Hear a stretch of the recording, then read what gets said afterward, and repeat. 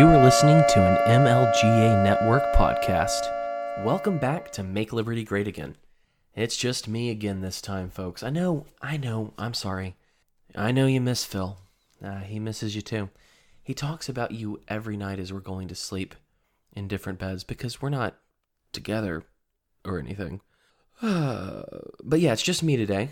Phil and I are still discussing, what we're going to do with this show now, how we're going to reformat it, what our niche is going to be.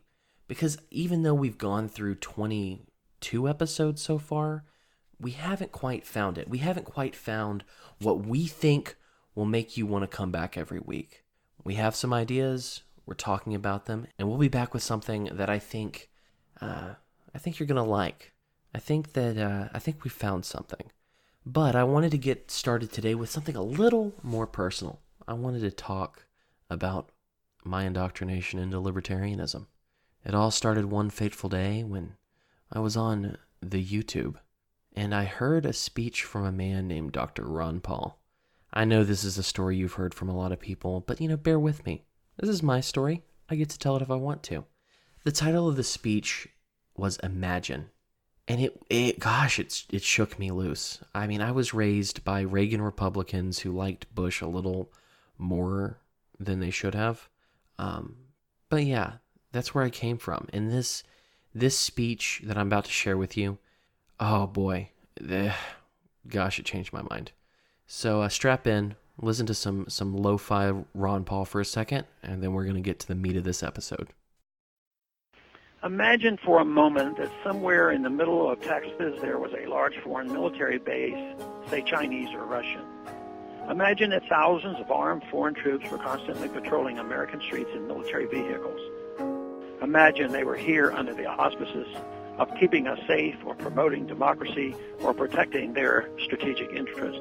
Imagine they operated outside of U.S. law and that the Constitution did not apply to them. Imagine that every now and then they made mistakes or acted on bad information and accidentally killed or terrorized innocent Americans, including women and children, most of the time with little or no repercussions or consequences. Imagine that they set up checkpoints on our soil and routinely searched and ransacked entire neighborhoods of homes. Imagine if Americans were fearful of these foreign troops and overwhelmingly thought America would be better off without their presence. Imagine if some Americans were so angry about them being in Texas that they actually joined together to fight them off in defense of our soil and sovereignty because leadership in our government refused or were unable to do so. Imagine that those Americans were labeled terrorists or insurgents for their defensive actions and routinely killed or captured and tortured by the foreign troops on our land. Imagine that the occupiers' attitude was that if they just killed enough Americans, the resistance would stop. But instead, for every American killed, 10 more would take up arms against them, resulting in perpetual bloodshed. Imagine if most of the citizens of the foreign land also wanted these troops to return home. Imagine if they elected a leader who promised to bring them home and put an end to this horror. Imagine if that leader changed his mind once he took office. The reality is that our military presence on foreign soil is as offensive to the people that live there as armed Chinese troops would be if they were stationed in Texas. We would not stand for it here, but we have had a globe-straddling empire and a very intrusive foreign policy for decades that incites a lot of hatred and resentment toward us.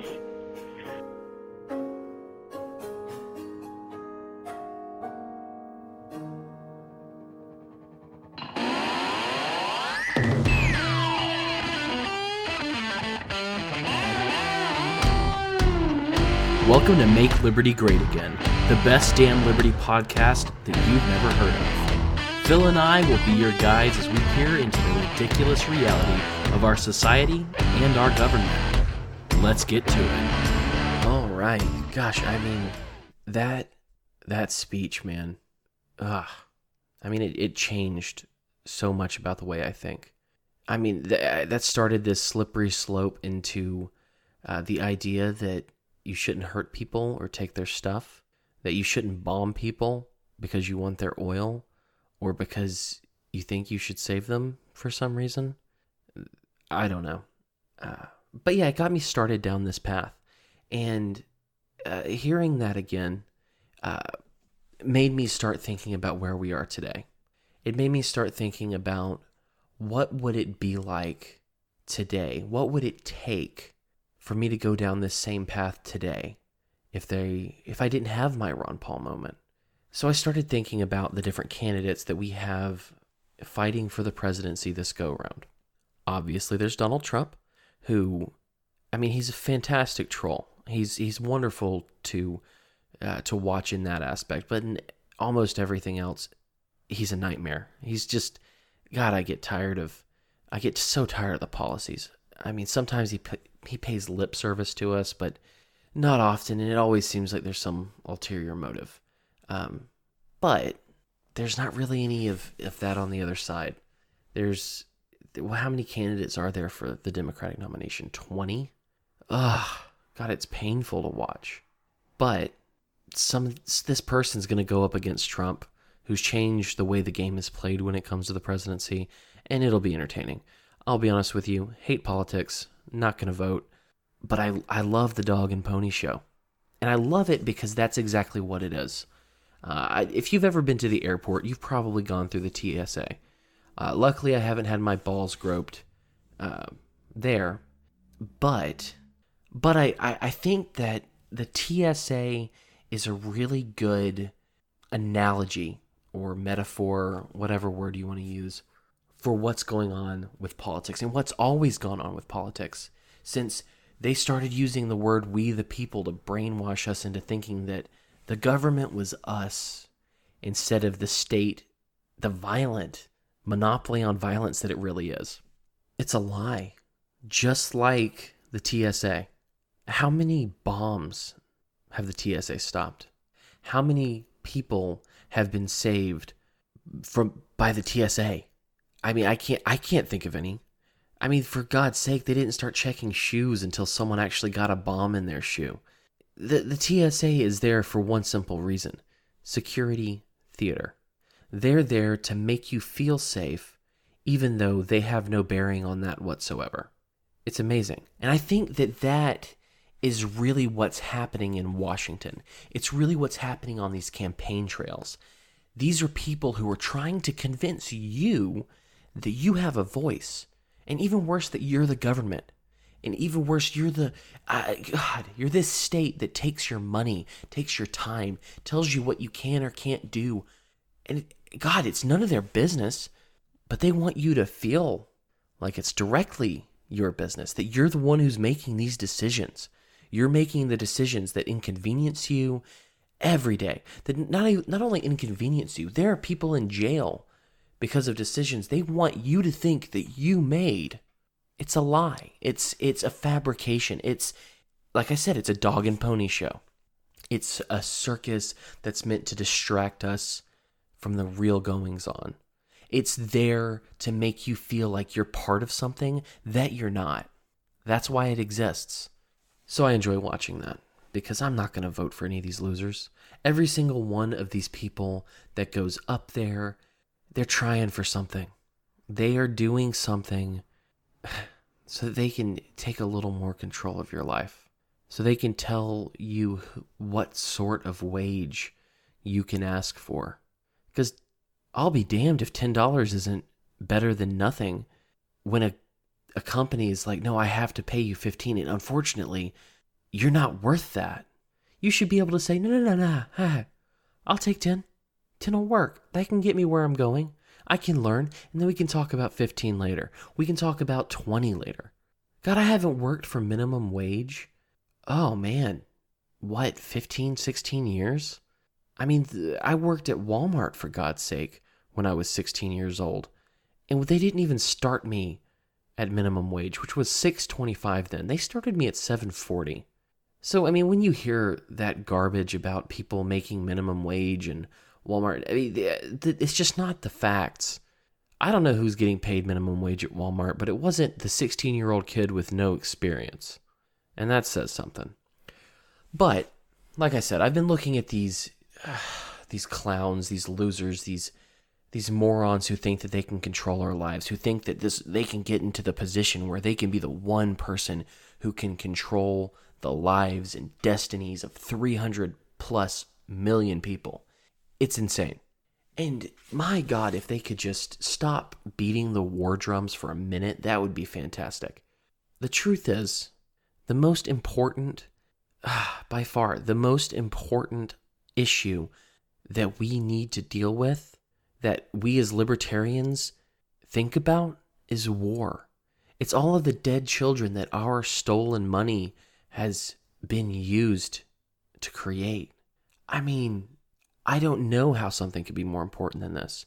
I don't know how you look at the history of our violence and the blowback that comes from it and not think, hey, we need to stop this thing, this Leviathan, this horrible, terrible creature that the United States and its leaders have created. There's not really a voice for that. There's not really a Ron Paul that's out there saying, hey, I don't care if you like me. I don't care if you call me a cartoon character. What we're doing is immoral. What we're doing, if we were on the other side of it, we would fight too. But I lied just then.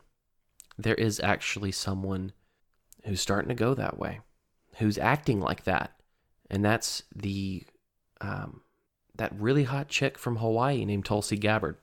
I don't know. She's good looking. I think it's mostly a meme. She's not bad looking, but I'm not getting the Tulsi Gabbard calendar. But she's suddenly grown this set of balls that you don't see very often. She's not quite to Ron Paul levels of I'm going to fight you. She hasn't had a Giuliani moment. She hasn't had a stick that she's stuck in anyone's eye yet. She's tried, and she's starting to get there. But, I'm impressed. I think she could do something. I'm not saying she should be president.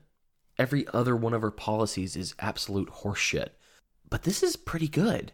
It's not perfect. She's not as principled as Dr. Paul. She's not as principled as Murray Rothbard. She's not as principled as me, because I'm the most principled.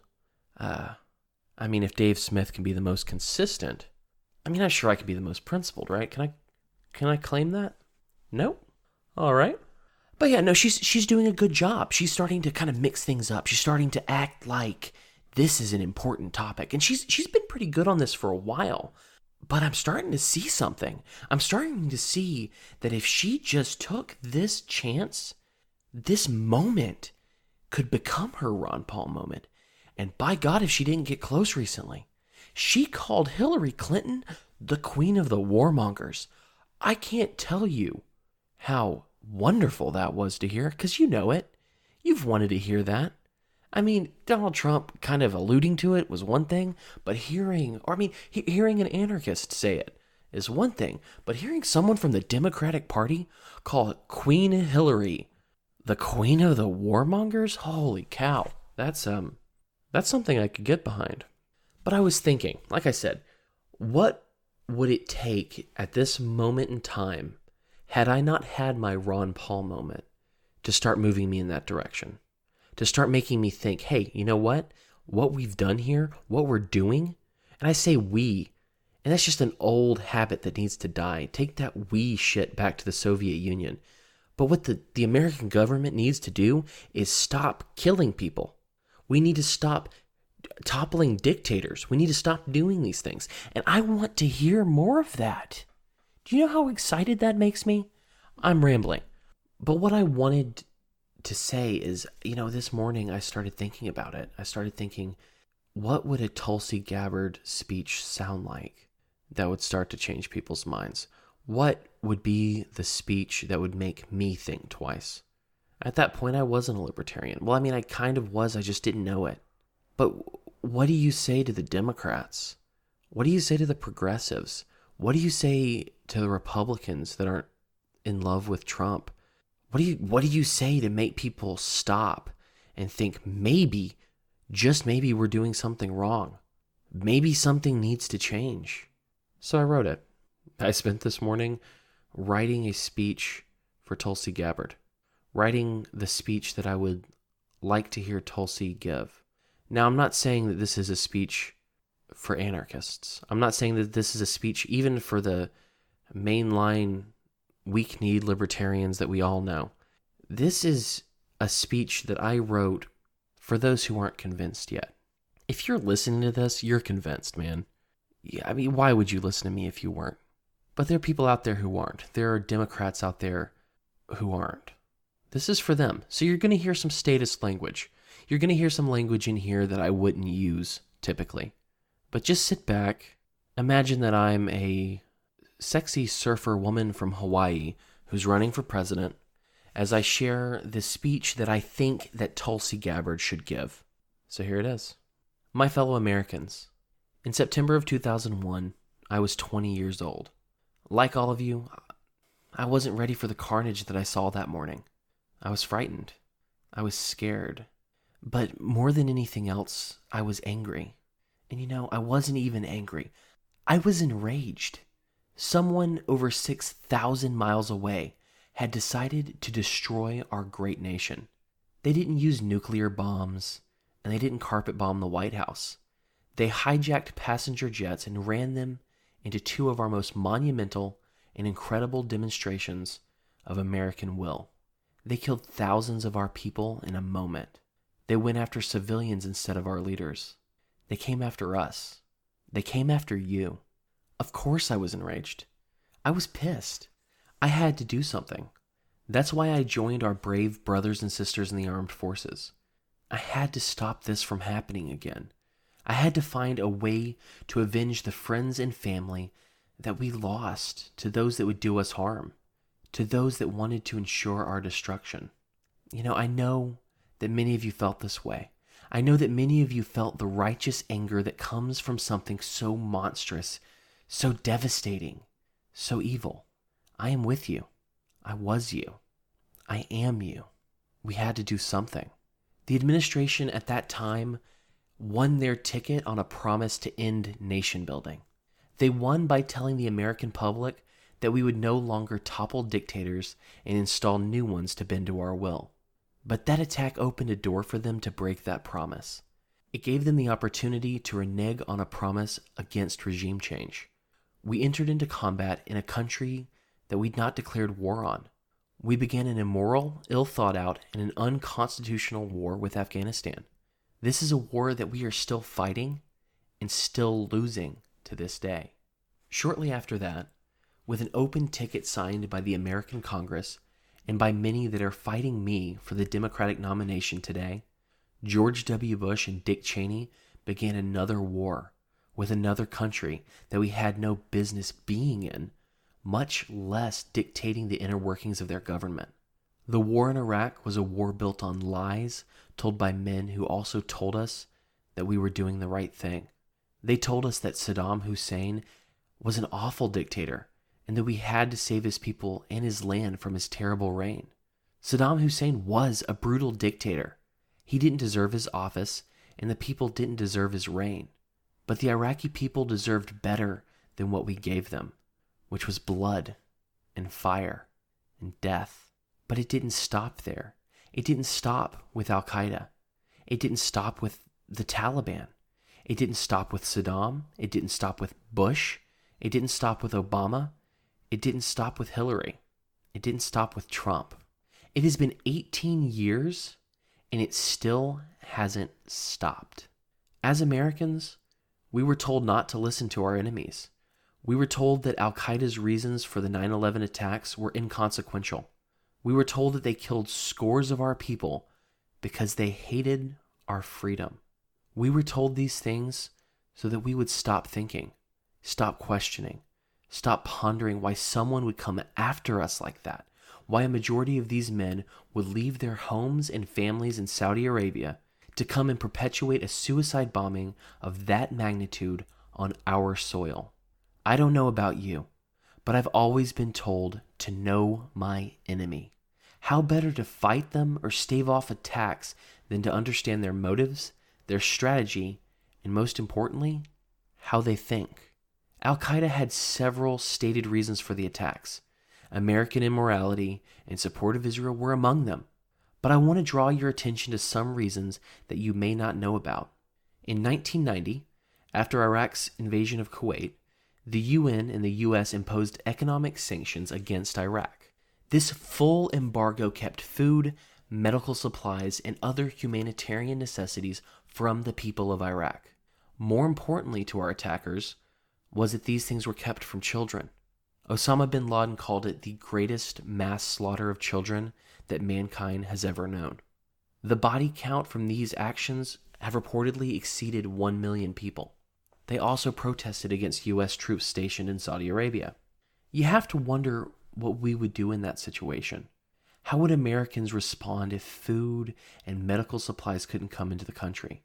How would we respond if there were 5,000 Chinese troops in Texas or Oklahoma or in your hometown?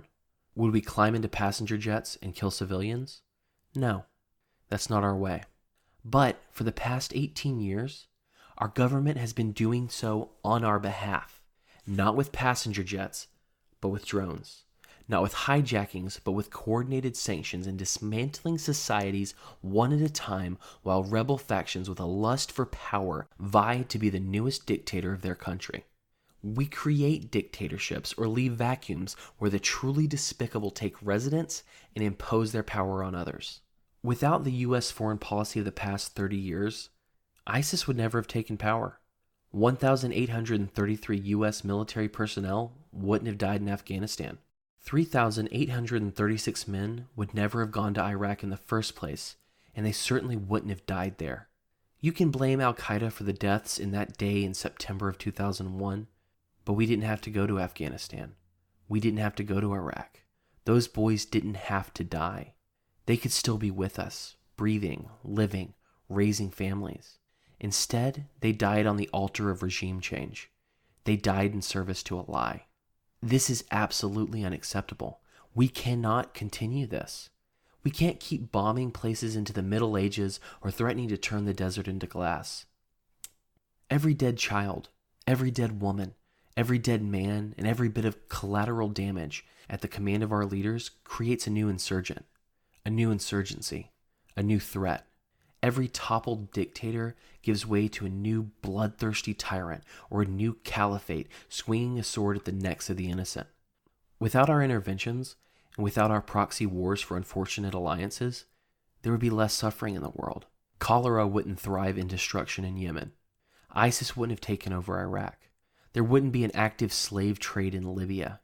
There would be fewer headless men and fewer families without fathers on all sides. Don't let the corporate press lie to you. This election is not about Russia. This election is not about Donald Trump. It isn't about Medicare for all or college debt or about gun control. It's not about Democrat or Republican. All of these issues must be addressed. But before all of that, before we sift through all of these domestic issues that divide us, we must restore America to her place in the world.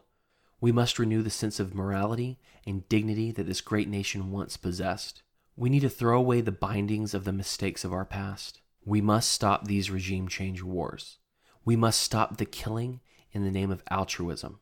C.S. Lewis once said, "Of all tyrannies, a tyranny sincerely exercised for the good of its victims may be the most oppressive. It would be better to live under robber barons than under omnipotent moral busybodies. The robber baron's cruelty may sometimes sleep. His cupidity may at some point be satiated.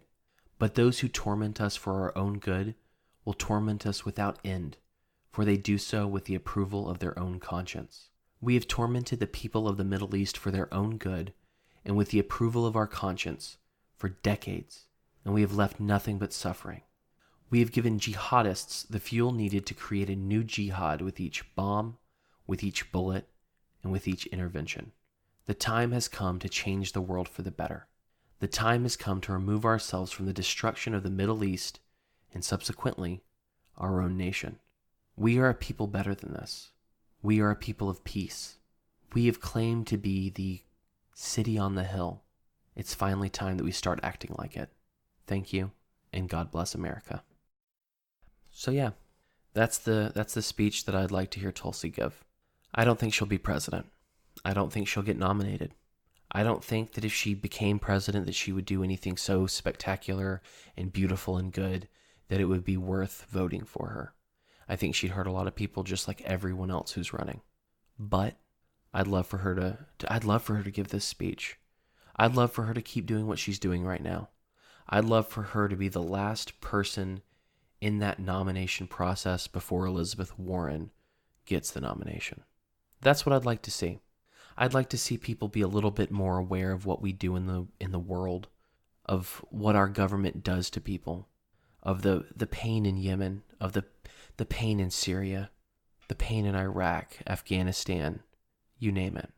I'd like us to talk about that more. And I'd like Tulsi to be able to do that. I'd like people to be taught. I'd like people to be shaken loose of their preconceived notions about war and about how good America is and how we should be the world police. I'd like to have that conversation. I don't care if it comes from Donald Trump. I don't care if it comes from Tulsi Gabbard.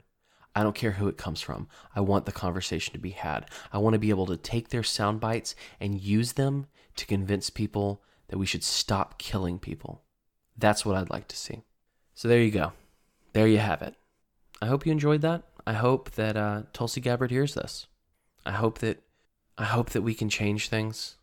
I hope that the violence can end. Either way, I'd love to hear from you. Send me a tweet at thisismlga. Shoot me up on Instagram, if that's what the kids say, at thisismlga. Go check out our new website, thisismlga.com, and tell me it's not pretty. Send us an email at thisismlga@gmail.com. You know where to find us. Type in those words, and we're good. Regardless, we're happy to be here, and we're happy you're with us. Stay sane.